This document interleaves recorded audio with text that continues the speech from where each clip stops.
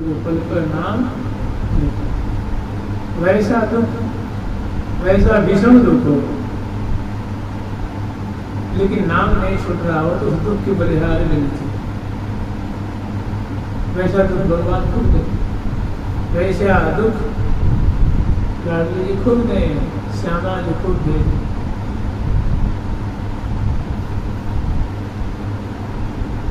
बलिहारी व दुख को जो पल पर नाम, उस दुख की बलिहारी है, उसकी बार बार बलैया ले रहे हैं कि भैया तू रहेगा तो कम से कम डर के मारे, कष्ट के मारे नाम बहुत बढ़िया चलता है। ये सब भक्तों की कैसी भावना है। होता भी ऐसा है कि नाम जब तो छोटी छोटी चीजें बहुत लोग मांगते हैं, ये ठीक हो जाए, वो ठीक हो जाए, वैसा हो जाए, वैसा हो जाए, उसी में खर्च हो जाए। जब थोड़ा विकल होता है तो थोड़ा उनसे ये काम करवा देता है। जो पक्के भक्त होते हैं बिल्कुल सर्वनाश हो जाए तो हो जाए, लेकिन नाम को वो नहीं किसी बदले में नहीं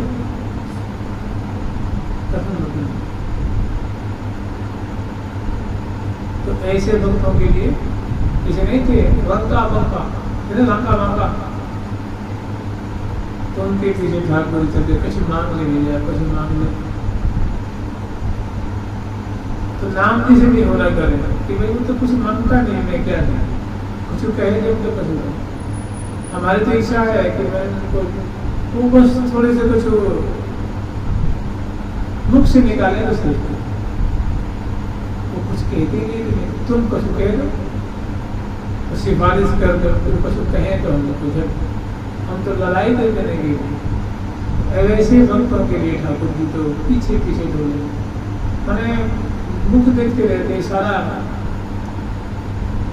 भाव होने का देखते रहते हैं कि कब कुछ कहें, वो कहने को राजी है ही नहीं।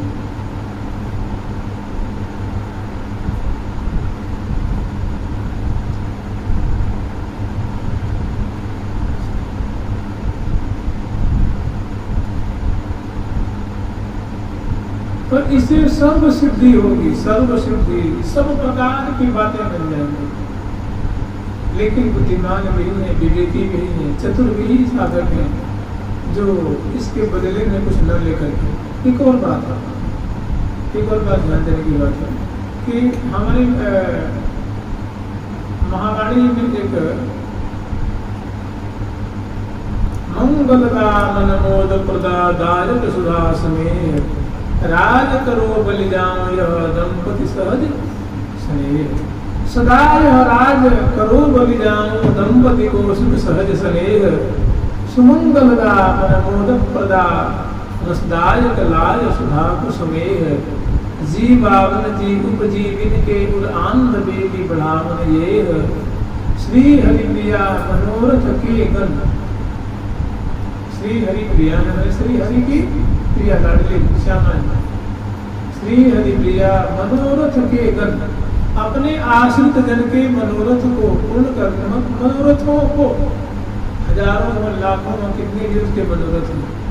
श्री हरिप्रिया मनोरथ के गण, मनोरथ गण के गण हो, समूह के समूह, टोल के टोल हो सिद्धि कारण। तो अपने आश्रित जन के मनोरथ को पूर्ण करने के लिए अगाध सिंधु के समान है श्यामा जी। श्री हरिप्रिया मनोरथ के गण हो सिद्धि कारण सिंधु अच्छे, अच्छे अगाध। मैंने श्यामा जी हमारे आद्याचार्य से भी बात भगवान शुरू में उन्होंने कह दी है कि अंगे तुवा में वृषभानुजामुदा विराजमाना मनुरूप सौभगाम। सखी सहस्रैः परिसेवितां सदा स्मरेम देवीं सकलिष्टकामदाम्। जो प्रसिद्ध शेखर प्यारे श्याम सुंदर के वाम भाग में विराजमान है, उन्हीं के समान अनुरूप सौंदर्य राशि को धारण करने वाले हजारों हजारों सखी वृंदों से सदा सर्वदा परिसेवित हैं।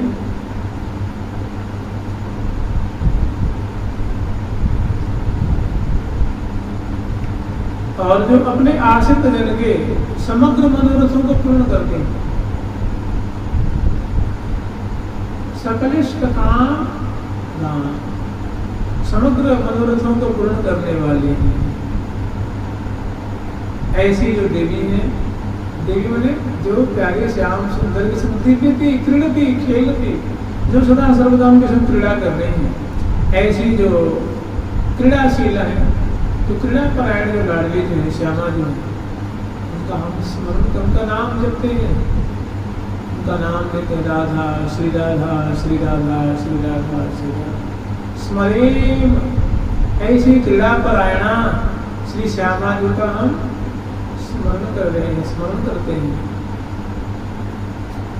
जो समग्र अपने आश्रित के मनोरथ को पूर्ण करने वाली है। तो नाम एक ऐसा प्रबल साधन है जो कि अपने आश्रित जन के समग्र मनोरथ को पूर्ण करने वाला है। कोई करे तब तो कोई उसी पे तुल जाए कि बस हम तो बस नाम से ही हमारी सारी बात बन जाएगी, हम परम अज्ञानी हैं, कुछ आता नहीं है, कुछ जानकारी नहीं है, बस एक भरोसा, एक बल, एक नाम विश्वास, बस नाम ही पर विश्वास, और उसके भरोसे बैठ जाए तो क्या नहीं हो सकता, कुछ भी हो सकता है। लेकिन देखिए,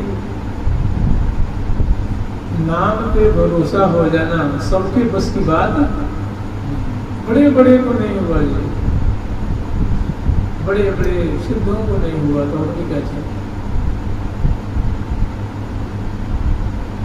एक बार जब गोस्वामी तुलसीदास जी की ख्याति, गोस्वामी तुलसीदास जी महाराज जी की ख्याति फैली चारों तरफ संपूर्ण भारत में, विश्व में, तो गिरनार से बड़े बड़े सिद्ध महात्मा जो आकाश में चलने वाले थे, जो गगनचारी थे, वे रात में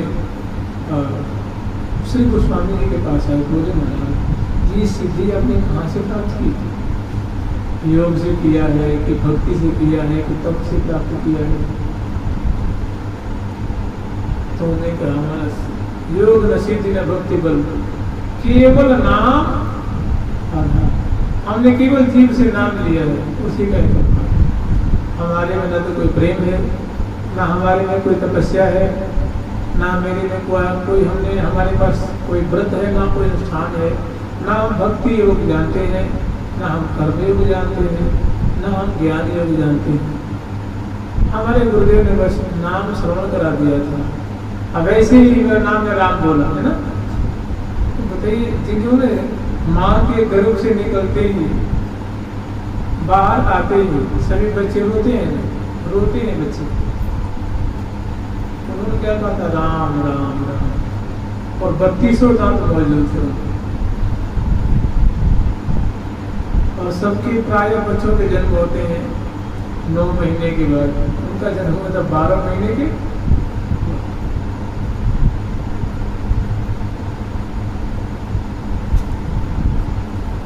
मुख से राम नाम बोला, इसलिए नाम भी रख दिया गया राम बोला, और 3200 दांत मौजूद। तो लोग जानते क्या कहते हैं कि फलाने पंडित के घर में राक्षस पैदा हुआ, क्या पैदा हुआ, राक्षस पैदा हुआ।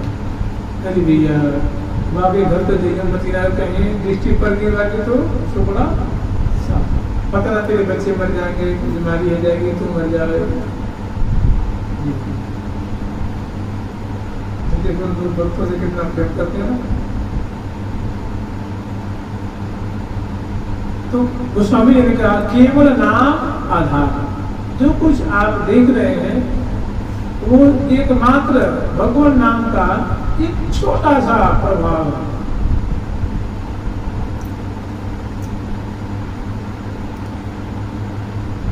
इसलिए सभी संतों ने नाम जब तक विशेष योग करे, जो चाहे वो हो सकता है, लेकिन बात बनाने से नहीं, उस पर तुल जाना पड़ेगा, उस पर लग जाना पड़ेगा। दिन रात में चाहे कोई कर दे तो हो सकता है, कुछ भी हो सकता है।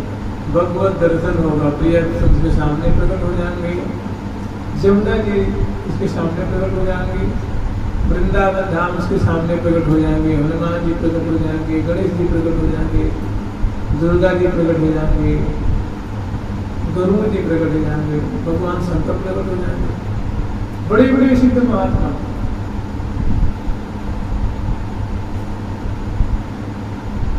एक बार की बात है, बहुत पुरानी बात होगी, मैं वृंदावन में नया नया आया हुआ था, हमने दीक्षा उठा नहीं ली थी, लेकिन जुगल नाम खूब जपता था, और मतलब एक ही काम था जुगल नाम जपने। तो एक उस समय के बड़े नामी महात्मा थे,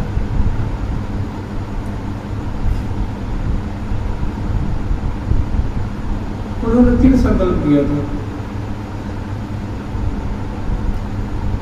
उनका मैं दर्शन तो नहीं किया था, लेकिन मैं एक बार जब रहा था तो मेरे वो सपने में आए और वो आकाश मंडल में खड़ा हो गए और धौल वस्त्र पहन थे, सुंदरी की ओढ़ रखे थे और एक अचलापना थे। मुझसे कह रहे कि दादा तू जब रहा है ना तो मुझे बहुत प्रसन्नता होती, मैं तुमसे बहुत प्रसन्न हूँ, तुम इसको खूब जपो, मैं तुम्हें आशीर्वाद दे रहा हूँ, तो खूब इसको जपो। तो महाराज जी ऐसे अपने समय के बड़े नामी महात्मा थे, तो उन्होंने संकल्प किया था। उनके पास एक विशाल मंदिर था, वृंदावन का प्राचीन मंदिर जो आज भी है, तो वो मंदिर जो है जीर्ण शीर्ण हो गया था। तो उन्होंने ठाकुर जी से कहा कि ठाकुर जी, हमारे ठाकुर जी का जो मंदिर है, कुत्ते बिल्ली सांड बिलार डाकू बदमाश आ जाते हैं, मुंडे बदमाश आ जाते हैं, परेशान करते हैं, इसके चारों तरफ के वो बनवा दो, मतलब मंदिर का जीर्णोद्धार करवा दो।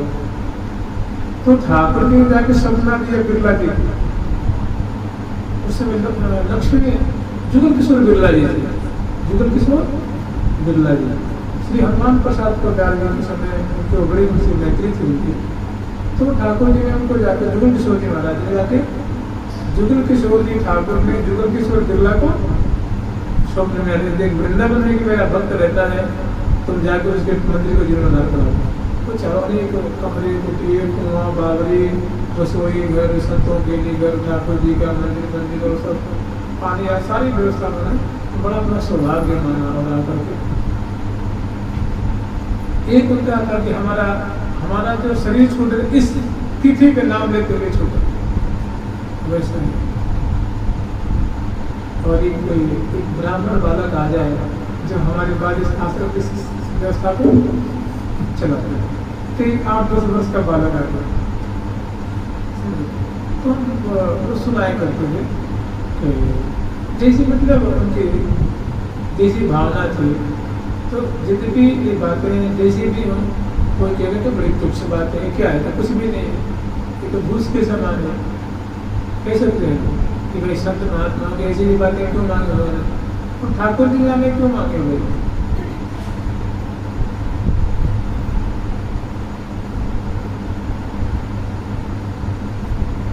केवल नाम आधार। और दूसरी बात मान लीजिए, अगर भक्त के किसी की कोई बहू होगी, कोई किसी की बहू है, अर्धांगिनी है, तो सारी कपड़ा किसे मांगेगी बताइए, पड़ोसी क्या मांगेगी, क्या देवर से मांगेगी, जेठ से मांगेगी, किससे मांगेगी, अपने पति से। उसी में से गरिमा वो जगह पड़ोसी के यहाँ मांगेगी, तो एक साड़ी दे दे, कपड़ा दे दे, भोजन दे दे, एक गहना दे दे, ये दे दो, तो पति की भी बदनामी है और पत्नी की भी। अपने इष्ट से, अपने प्रियतम से मांगेगी, अपने बल्लभ से मांगेगी। तो भक्त यदि मांगेगा नहीं, और मांगेगा तो किससे मांगेगा, अपने स्वामी से। कहाँ जाएगा फिर करने, किसके पास मांगने जाएगा। एक तो मांगे नहीं, और मांगे तो उन्हीं से मांगा, क्योंकि कोश अधिकार में सिंधु बचे। अपने भक्त के मनोरथ को पूर्ण करने के लिए वो कैसे है, अगाध सिंधु के समान है। सकलिष्ट काम दान, इष्ट मन होता है अभिष्ट वस्तु, तो इच्छित वस्तु है जो हम चाहते हैं।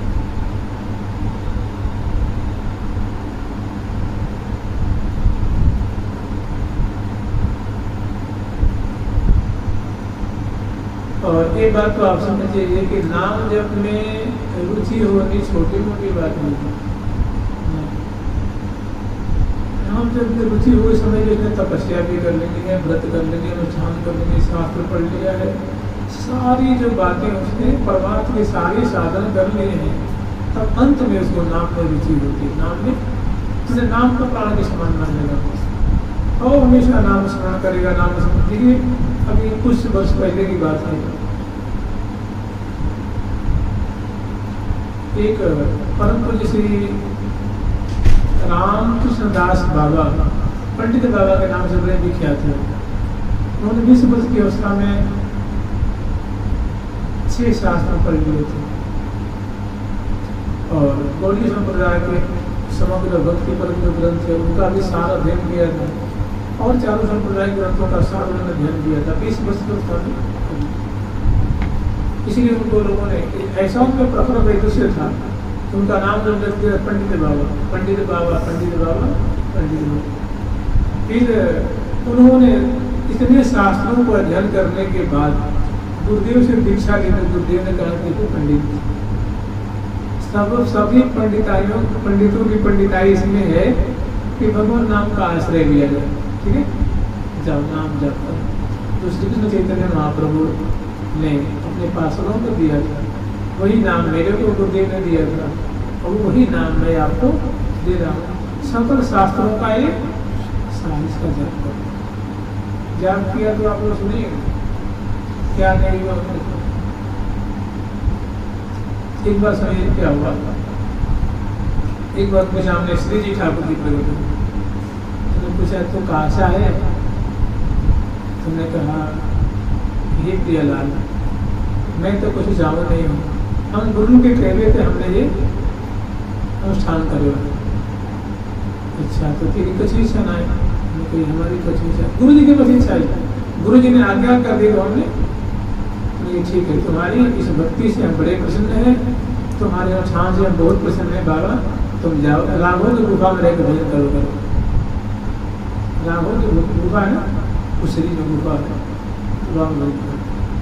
एक बार क्या हुआ, ये नाम क्या जैसे कवच में रखते हैं, कवच में एक बार उनकी बहुत प्रसिद्धि हुई। भाई नाम जब नाम का आश्रय लिया तो क्या नहीं होगा, निरंतर नाम स्मरण में भीगे गए, डूब रहे हैं, सुंदर सुंदर लीला को स्फूर्ति हो रही है, तन मन को शुद्ध नहीं है, कालक्षेप हो रहा है, समय व्यतीत होते जा रहा है। और धीरे धीरे जब कोई पुष्प खिलता है तो सुगंधी चारों तरफ फैलती है, अपने आप फैलती है। तो धीरे धीरे क्या हुआ कि संत समाज में उनका बड़ा नाम हुआ कि बड़ी बड़े भिन्नानंदी महात्मा है। तो उस समय तत्कालीन कुछ ऐसे महात्मा थे जो उनसे चिढ़ने लगे थे, जलने लगे थे कि मैंने इस साधु ने हम लोग के नाम को कम कर दिया, अगर ये मर जाए किसी तरह से तो हमारे नाम ऊपर उठ के आ जाएंगे, मैंने हमारे पोस्टर होर्डिंग चारों तरफ यही बीच में अड़ंग आ रहा है। तो वो सोचा कि क्या किया जाएगा, तो ये कब निकलता है देख लेते। तो उन लोगों ने क्या किया, उस समय देखिए ऐसे छोटे छोटे तो ये सब मार्ग नहीं थे, छोटी छोटी रोडें नहीं थी, तो पगडंडी शुरू करके उन्होंने सोचा कि बाबा इस समय निकलता है। तो जो झाड़ियाँ थी उसमें वो लोग उस समय जो बंदूक चला करती थी, उन बंदूकों को लेकर को लैस हो गए और झाड़ियों में कतार से 10 आदमी इधर 10 आदमी इधर खड़े हो गए कि ये क्या, अगर कहीं फिर करके तो दूसरा फिर गया तो तीसरा चौथा पांचवा कोई ना कोई तो लग ही जाएगी। और बाबा जब सोच करने जाते थे सिर पहले महात्मा लेते थे ना, तो देखिए पहले शहरीकरण तो था नहीं, वन में कुटिया चाहे निर्जन में चाहे खेत में चाहे कहीं किला पे चाहे झाड़ियों में रहा करते थे। उस समय ब्रज का स्वरूप बड़ा कुछ और ही था, ऐसा शहरीकरण नहीं हुआ था। तो उस समय काफ़ी गिरिराज में सुंदर वन और लता वृक्षों की शोभा थी। तो पगडंडियों से होकर के और शौच आदि करने के लिए करीब करीब 3-4 बजे जाया करते थे संध्या को। तो उस समय लोग हाथ में लगे हुए थे कि बाबा निकले तभी उनको साफ कर दिया जाए। तो चुपचाप करवा लेकर के सिर पे वो जो गाती लेते थे ना, तो नीचे बस कॉपी रहती थी, कॉपी धारण करके और ऊपर से खोल करके अच्छा लाख को सिर पे कर लेते। कि कोई उसमें जनता की हुआ नहीं करती थी। तो जा रहे थे तो उन्होंने बहुत प्रयास किया, जीव जीव बंदूक चलाया तो बंदूक मिस कर दिया, गोली उसी में फुस करके रह जाती, निकलती नहीं। इसी करके आए और गए, दोनों तरफ से खूब उन लोगों ने वार किया, लेकिन कैसे गोली कैसे काम करेगी। जाको राखे सामरो ताके नाको, ताको नाके और जाको नाके सामरो ताको राखे और। जिसको प्यारे श्याम सुंदर, जिस साधक के संत के भक्त के रखवाले होंगे उसको भला कौन है जो मान दे, और जिसको प्यारे श्याम सुंदर ही मारेंगे।